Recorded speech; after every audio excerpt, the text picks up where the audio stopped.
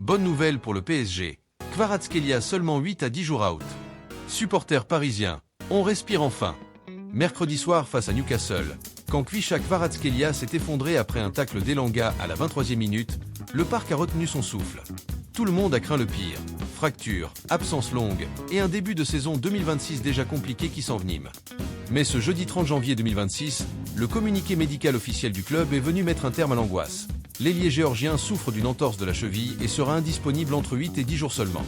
Pas de fracture, pas de lésion grave, et surtout un retour possible dès le Clasico contre l'EM le 8 février.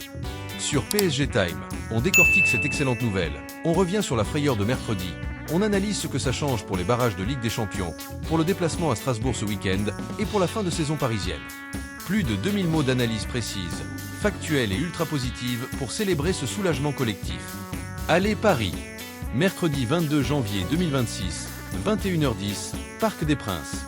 Le PSG mène déjà contre Newcastle en Ligue des Champions, mais à la 23e minute, tout bascule. Kvisha Kvaratskhelia accélère côté gauche, Anthony Elanga tente un tacle glissé, la cheville du Géorgien tourne violemment. Il s'effondre, se tient la cheville, grimace de douleur. Les images sont impressionnantes, le silence tombe sur le stade. Luis Enrique fait signe immédiatement au staff médical.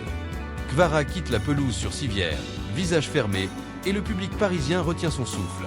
On pense au pire, entorse grave, fracture, absence de plusieurs semaines au pire moment de la saison. Jeudi matin, le club publie un communiqué médical clair et rassurant. Kvisha Kvaratskhelia présente une entorse de la cheville droite. Indisponibilité estimée entre 8 et 10 jours. Pas de fracture, pas de lésion ligamentaire majeure, pas d'opération en vue.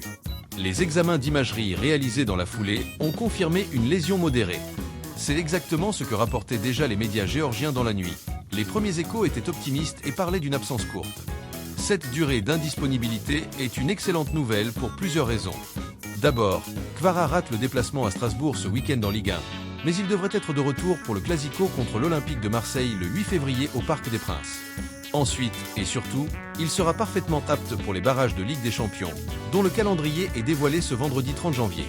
Les matchs allés auront lieu les 17 et 18 février, les retours les 24 et 25 février. Le PSG affrontera soit l'AS Monaco, soit le club azerbaïdjanais du Karabagh FK.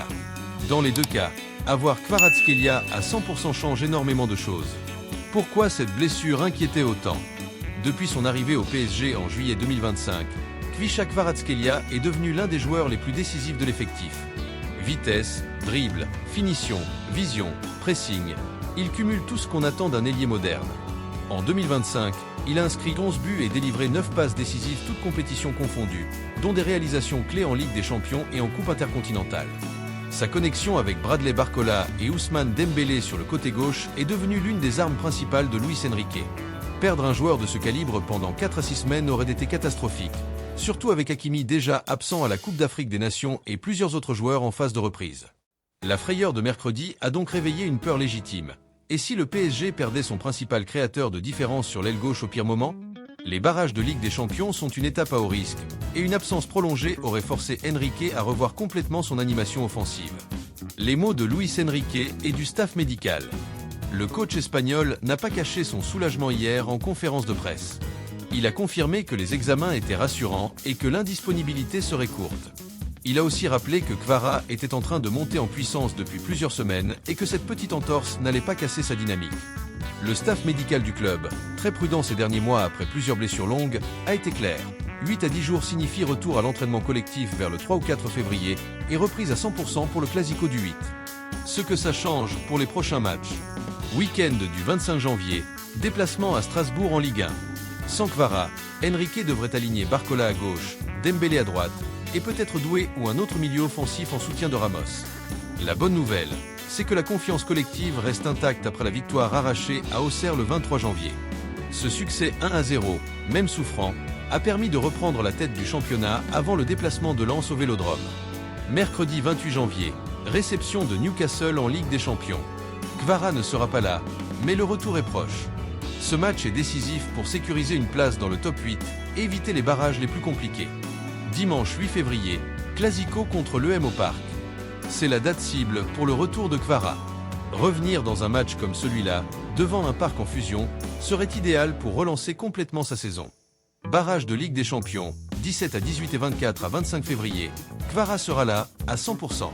Face à Monaco ou Karabag, sa capacité à créer des différences en 1 contre 1 et à faire basculer les matchs sera précieuse. Conclusion. Soulagement et confiance renouvelée. Ce jeudi 30 janvier 2026, les supporters du PSG peuvent souffler. Kvicha Kvaratskhelia n'est pas perdu pour les barrages. Il sera même disponible pour le Classico. 8 à 10 jours d'absence, c'est court, c'est gérable et ça évite la catastrophe. Le PSG reste dans une période où il crée sans toujours convertir.